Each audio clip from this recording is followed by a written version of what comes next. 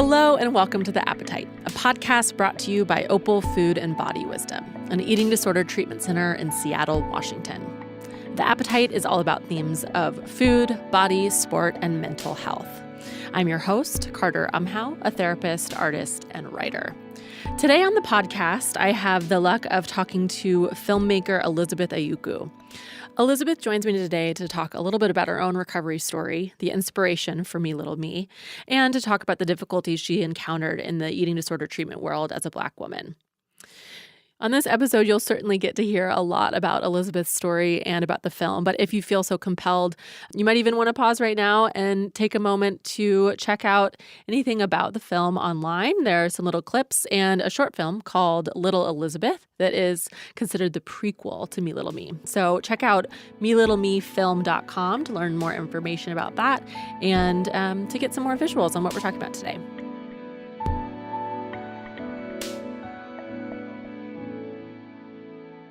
Hi, I'm Elizabeth, and I'm a filmmaker who is in recovery, and I'm currently making a film about recovery called Me Little Me. So, Elizabeth, what is Me Little Me all about? It's about one woman who's currently in recovery from an eating disorder, so it's definitely inspired by my recovery journey, and I really felt compelled to make it because there isn't much out there in terms of content on like TV and movies about the recovery journey and about the recovery process. So I wanted this film to just really be about recovery and what goes into it. I love that. So in your particular story, I'd love to hear kind of about where you started off in your journey and how that led you into recovery process. Ooh, I never know how far back to go. Whenever people are like, tell me your story. Wherever you want to start. Okay, because I'll just talk and talk. Great. Forever. That's okay with me. My recovery journey started, I feel like, later in life. I didn't go to treatment until I was around 27 or so for a number of reasons, because I didn't think I really had a problem for a long time. I've had some sort of eating disorder, I feel like, ever since I was around 8. Okay. When I was younger, when I was a little kid, I was in a larger body. I was a quote-unquote emotional eater. I was raised by a single mother, a Caribbean mother, and it was just, there was a lot of things that I think only people who, I don't want to say only people who were raised by Caribbean parents could understand, because now that I'm talking about my story so much, I'm like, oh wow, it's a lot of cultures go through the same thing.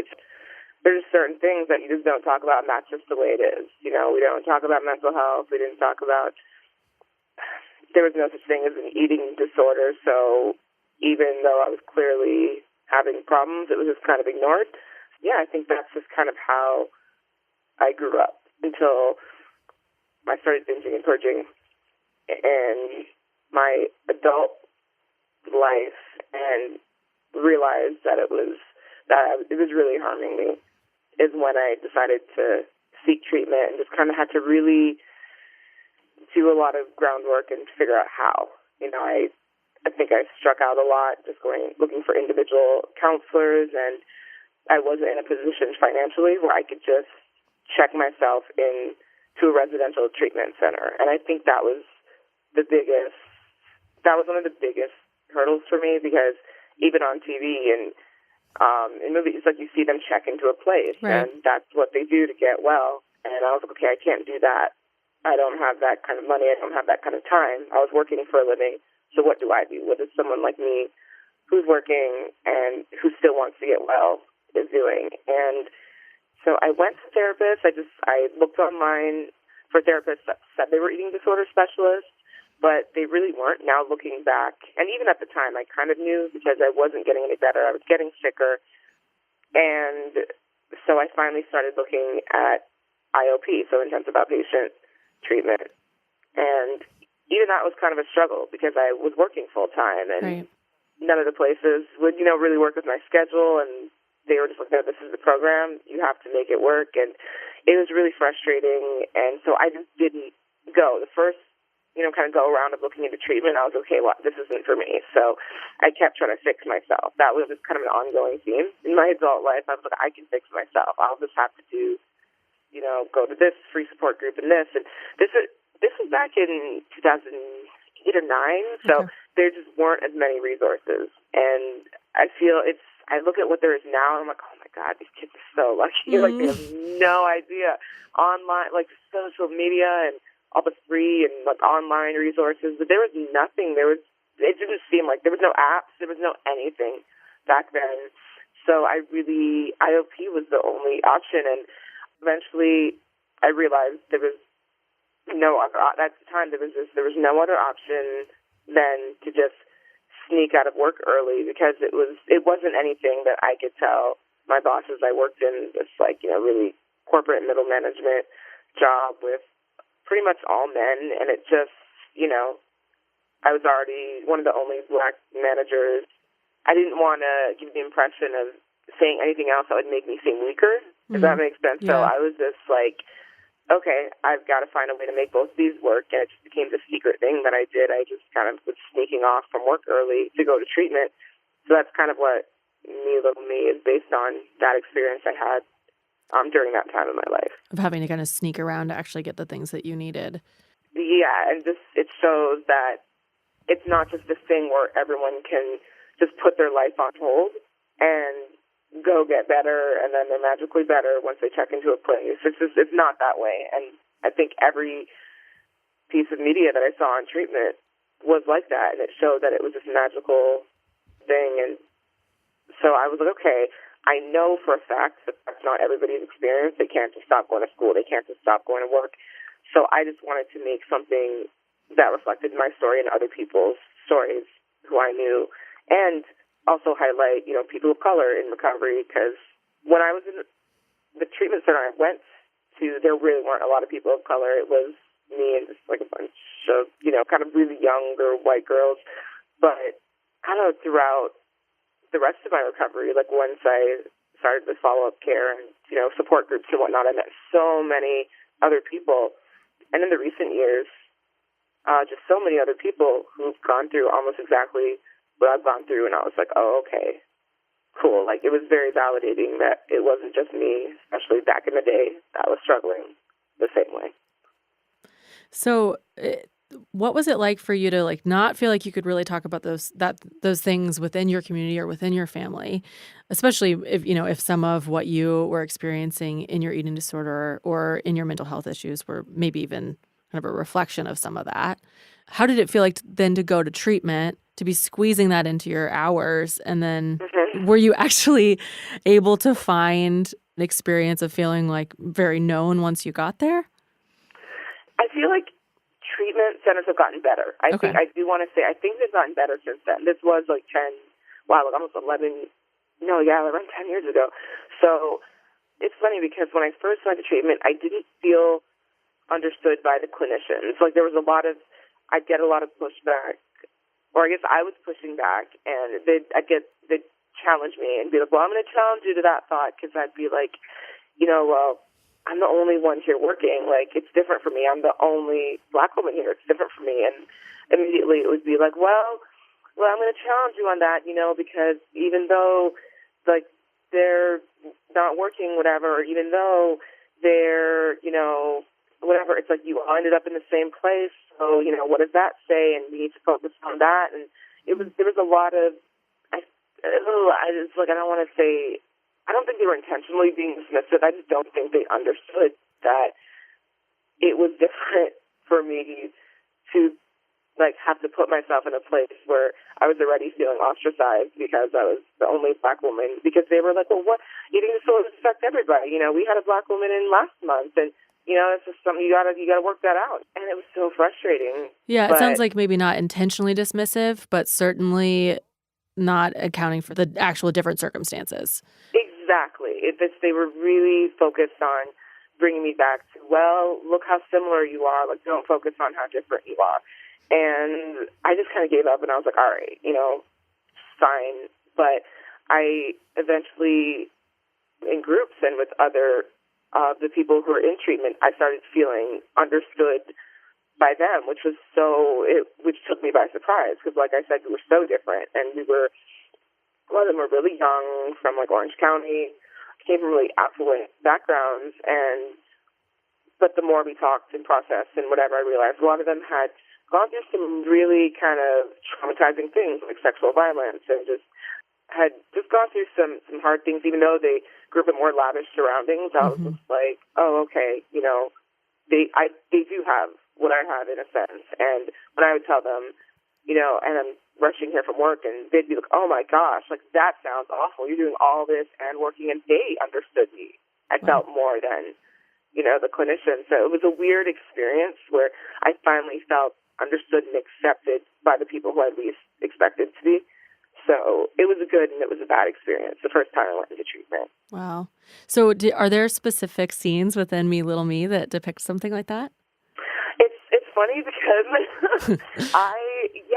okay. So there's so much I wanted to say in this film and not everything got in. Okay. Because Me, Little Me, it's what my hopes for treatment is going to be, because it pretty much depicts my experience later on in treatment. Like when I was in IOP, my insurance ran out pretty quickly after like 2.5 months or 3 months. So I was just kind of left to my own devices after that, just seeking any kind of support. And I went to the support group led by this amazing, wonderful, beautiful woman named Gwen. And it was everything I needed. It was like, she was nurturing, and she just like, it was the opposite of what I experienced, I feel like, in IOP, and IOP was necessary. I needed it to stop the binge purge cycle. I feel like everybody who has an eating disorder should have access to IOP. That's a whole other conversation. It was so necessary.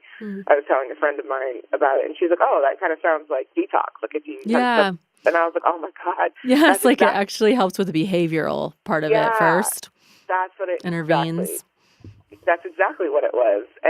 But once I was just like, oh, okay, so but I wasn't able to absorb any kind of the rest of the, now we're going to work on yourself. Because we did do, DBT, all that stuff, but I was busy trying to work and live, and I was like, okay, yeah, I did these worksheets, but, I'm just going to try to stick to my meal plan. I got to focus on doing one thing well, and I think that was it, just kind of stopping the binge purge cycle, and it did that. So, yeah, after I found this group led by this wonderful, this nurturing woman who was just kind of fed my soul. Like it was just, I needed that warmth. Yeah, and it's funny. She wrote a book, and it's amazing. And Glenn Grab is her name. She wrote a book called The 8 Keys to Recovery with Carolyn Costin. And everything she says in the book is what she talks about in group, and in this just loving way that I think is what I put in the movie. So instead of putting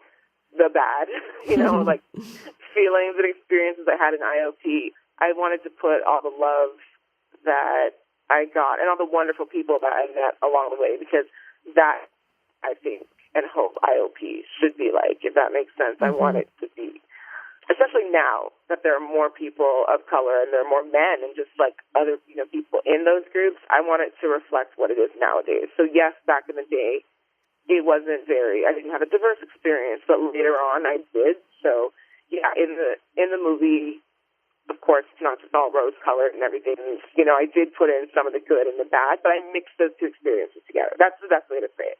I mixed all, my recovery journey into the treatment scenes.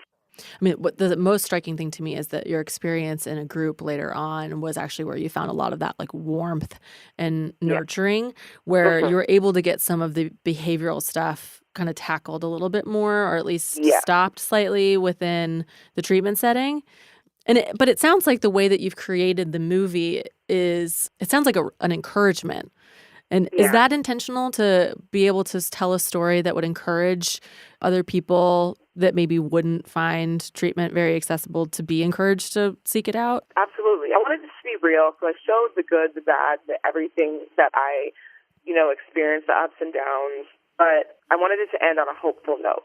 So yes, everything in treatment isn't, there's so much I want to say, but I just want to give away the whole movie. Yeah. But because there's just so many things that happen in treatment where that it's like, I mean, I feel like I can give away one. Yeah, give us a little clip. Little part, but it's like, it's like you'll meet like some of the best people you'll ever meet, and then the next day they're gone. You know, that's just something that happened in treatment that affected me a lot. I was like, oh my gosh, I was bonding with this person, and oh wait, they had to move to a different level of care. And there are things like that I sneak into the movie, and also I wanted it to be realistic of what it's like being in treatment and working, and I wanted to show, yes, it's hard as hell. Like it's hard, but it is possible. You know, so for all the people who are like, I can't go to treatment, I have to work, I can't go to treatment, I am going to be the only older person, I'm going to be the only this, I'm going to be the only that. And especially nowadays, I don't think you will be the only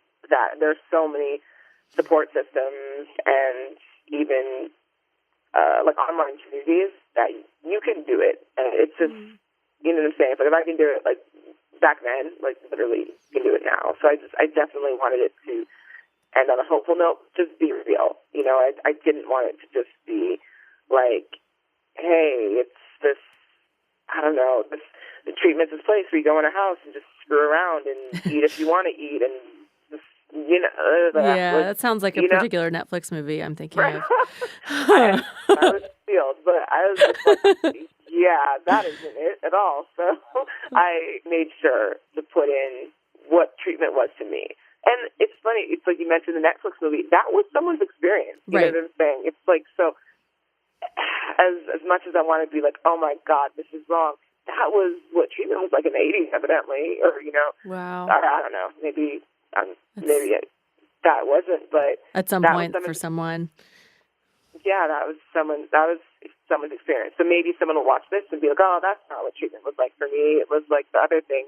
But I just wanted to put out there, you know, what my reality is and what other people I knew. So, and that seems to be so important because, you know, what you said to me before we did this interview was that there aren't that many stories. There just aren't that many. No. And there's a particular way that it's shown in the Hollywood world. Oh, God. And that just isn't, going to be a story that can actually bring everybody in. And it also isn't, it's going to actively exclude large groups of people, particularly men, particularly people of color. And that's just not the reality. Yeah, no, it's absolutely not. And yeah, it's like this movie, this started off as like kind of a screw you to Hollywood because, I did see, you know, a particular movie that was clearly made by Hollywood that just tried to drop a Hollywood story into an eating disorder recovery story. And I was like, nope, that's not how that works.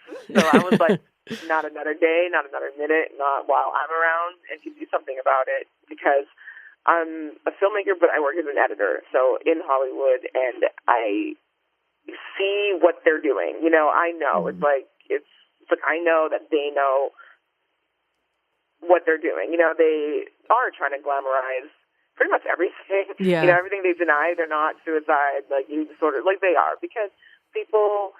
There is something about seeing a thin, beautiful white woman who's struggling, and you know and they know that that's going to get them more views than if they put what the reality really was. It's a movie like this would never be made about binge eating disorder or about bulimia, and that's why I was like, okay, so I'm going to make it. I'm going to make it not about the behavior, not about the body, like what happens to the body because of the behaviors. It's not going to be about how thin or how big she is.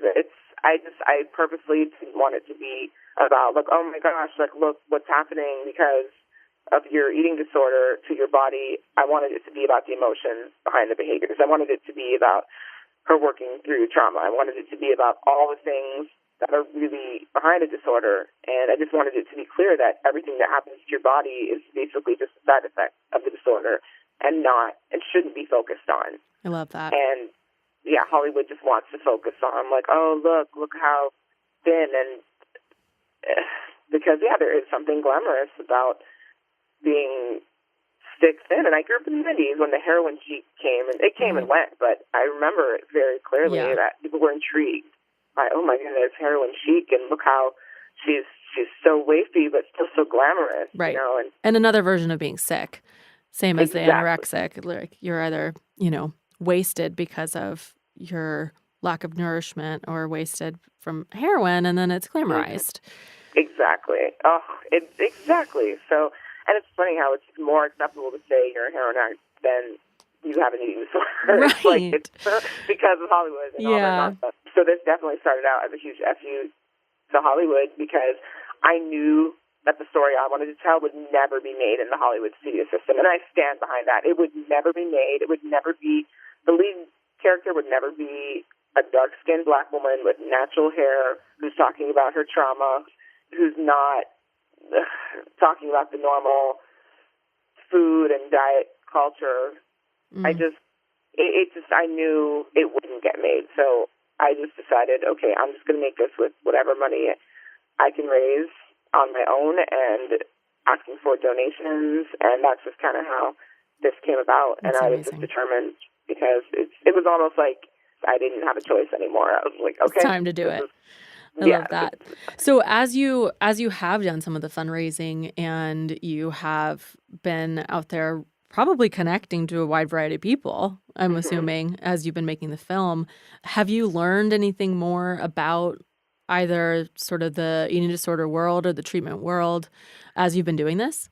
So yeah, I've reached out to so many places, and I think that was just my plan. I was just like, okay, I'm going to reach out to like every recovery professional I could find on, I think, just like ED Referral or Psychology Today. I just went through the list, and then I just started contacting the big treatment centers who I was like, okay, like they've got treatment center money, like maybe they can help me. And it was kind of eye-opening. The people who were really like, I want to help, I want to get on board with this, were the individuals and the just people who didn't have huge platforms necessarily or a lot of money, but they were like, I'll scrape together whatever money I have and give it to you so you can make this. Wow. And it was inspiring, but then disappointing because the bigger organizations were kind of like, we don't have the money to give you, but good luck with this. And what do you think that says about the treatment world? Oh my gosh.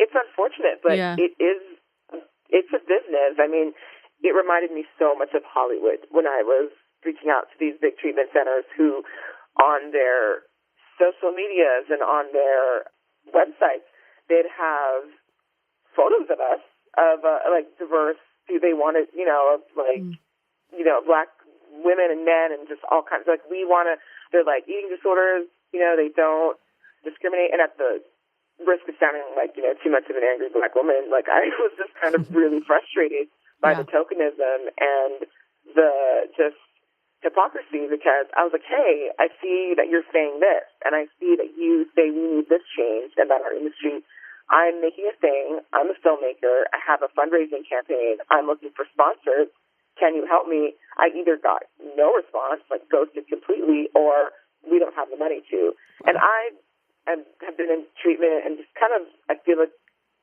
know enough about how much money they have to know I'm like, okay, that's not true. So, like I wonder why.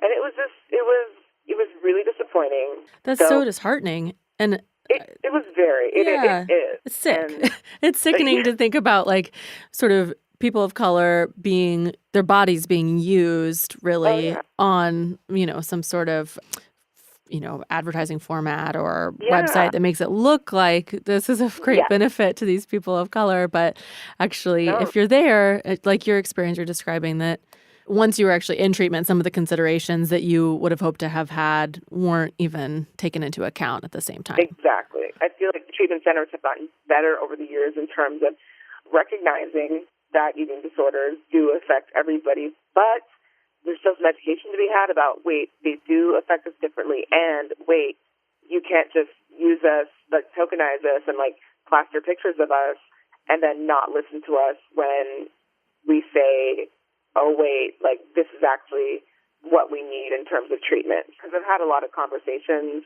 while I've been fundraising, and so, a lot has come up. So not even just the fundraising piece, but just when people are like, so what will it take to, reach more people of color? And I tell them, and it's like, oh, okay, well, we want more people of color, but we don't want to change our treatment. What do you tell them? Like, change your treatment. Change your treatment model, like, for God's sake. Like, have people work for a living. What about weekend treatment? Like, why is treatment Monday through Friday? Why can't it be evenings and weekends? And they're like, okay, well, because we don't have that. It's like, right. We don't want to we don't want to work on the weekend. Yeah, who wants to work on evenings and weekends? And also just, are you going out into do you have someone who's representing your company who's making, or do you have someone who works for your company who's making sure that cultural needs are being met? And a lot of times it's like, cultural needs? I'm like, yeah, like even from like the food we eat, like it's just, there's this huge disconnect. Yeah.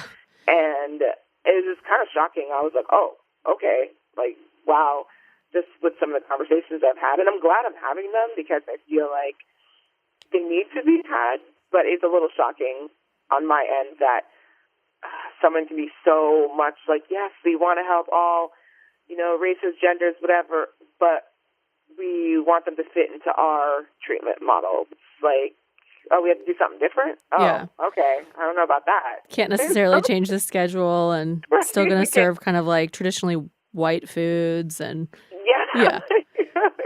Exactly. And this is what we do, and you can't work around it, and sorry. So I think honestly the film will be not just educational to people who know nothing about eating disorders or about treatment, but I think in the recovery community as well, I realize there's a lot of people just by watching the film and watching what it's like for someone who's working and who's also doesn't have the means to, do all the things that are requested, like, oh, what about, and some people just don't have a family support system, and can't do family sessions and whatnot. So I think it's going to be really helpful for a lot of clinicians who are in the recovery community. I love that. So, well, I feel so excited for the making of this film. I'm already really wanting to see it.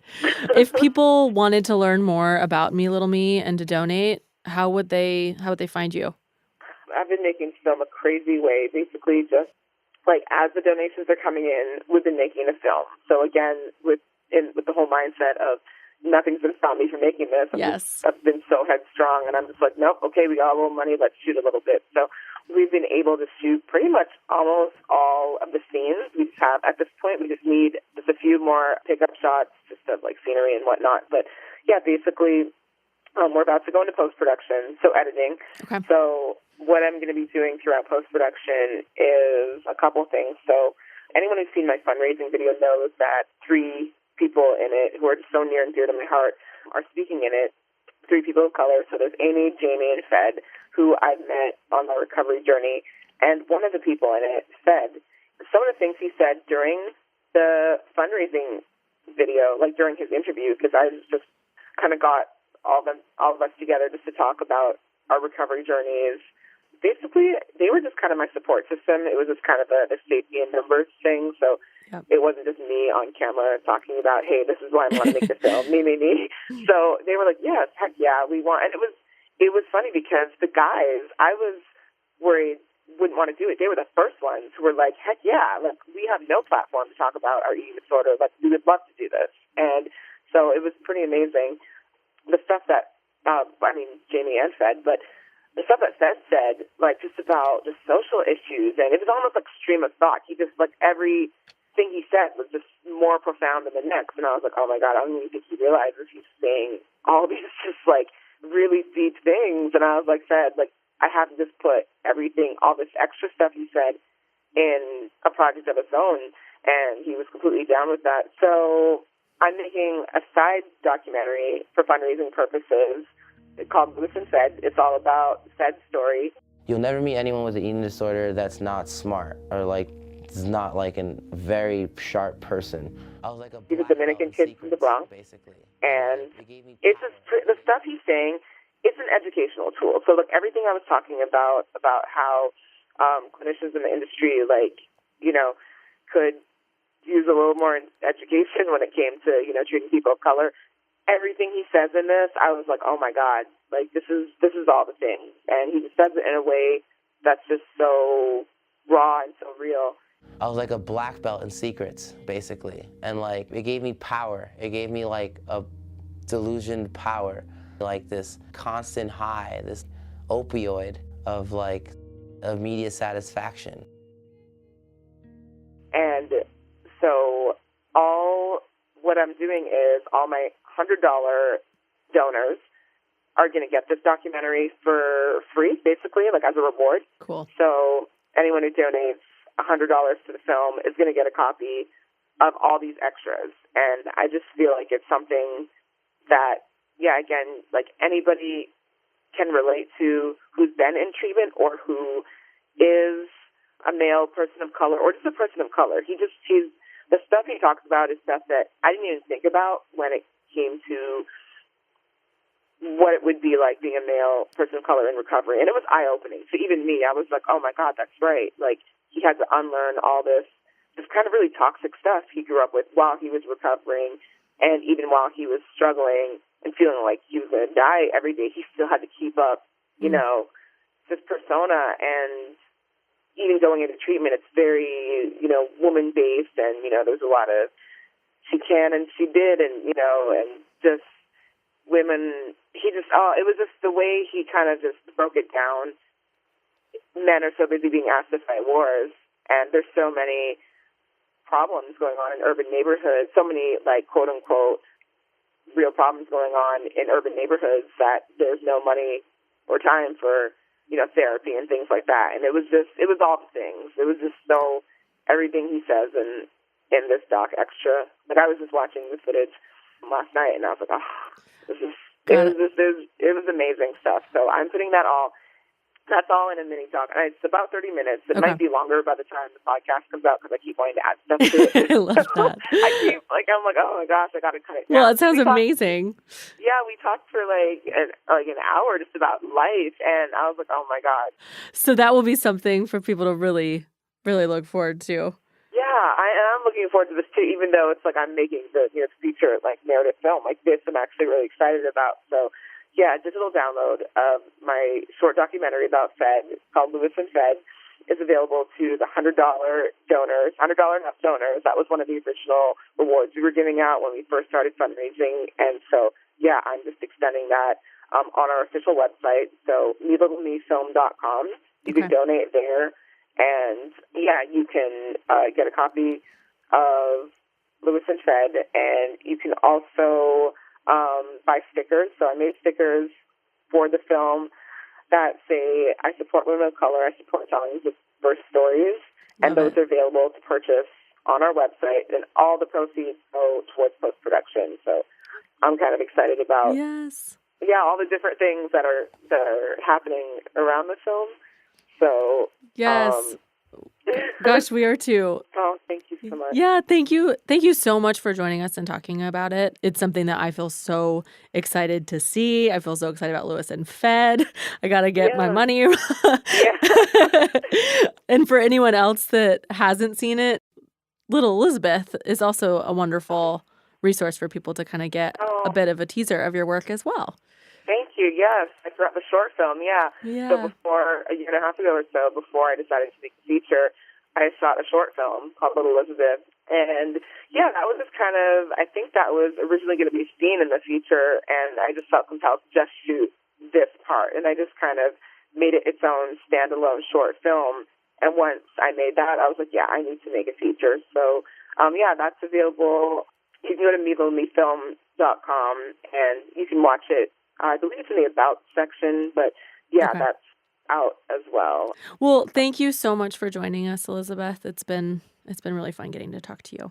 Thank you, Carter. And I wanted to say thank you to Opal as well. You guys have been big supporters of Me Little Me. And as much as I was saying how the big, great, big, huge treatment centers were kind of just like ignoring and ghosting my emails, like you guys were one of the ones who were like, oh, we'll help you. So thank you so much. To you and everyone at Opal for getting on board and for having me on. Oh, you're so welcome. To learn more about Elizabeth's work, once again, make sure you go to melittleme.com. You will find info there about Me Little Me, of course, as well as Little Elizabeth, and some information about Lewis and Fed, too. So take a look there. Follow Elizabeth Ayiku on Instagram at MeLittleMeFilm as well, and be updated about the project. I was just taking a look at the Instagram, and it's so fun to get to actually see some stills from the film. Can't wait to see it. If you want to learn more about Opal, find out about our programming and other things that we've got going on at opalfoodandbody.com. You can follow along us more socially on Twitter, Instagram, and Facebook at Opal Food and Body. And thank you so much to Jack Straw Cultural Center for sound engineering, to Aaron Davidson for the Appetite's original music, and to Hans Anderson for editing. Talk to you soon.